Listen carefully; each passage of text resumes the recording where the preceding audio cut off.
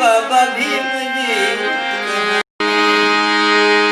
कौनी के करा पसव सिंगार राजा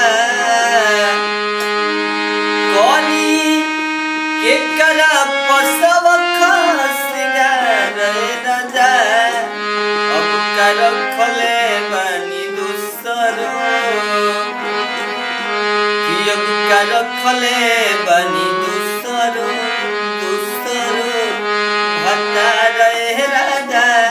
अब कर खले बनी दूसरो भत्ता रहे राजा अरे रोज के कमाई कवना मायने लगावेला देहिया पे हमरा एको पाइना लगावेला तू ना करब त के करी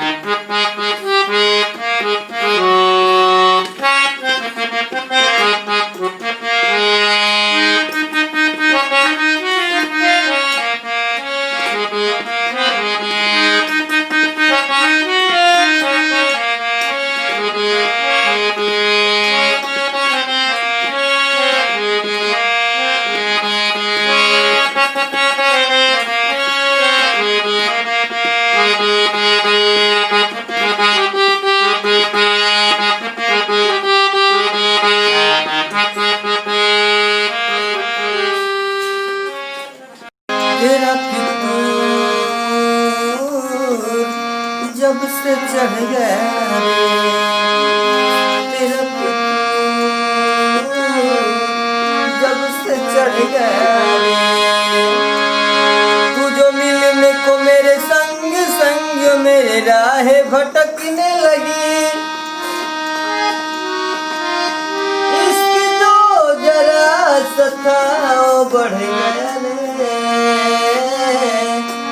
तेरा फितूर जब से चढ़ गया हाथों के लकीरें कहती हैं हाथों के लकीरें कहती हैं तू जो मिलने को मेरे संग संग मेरे राह भटकने लगी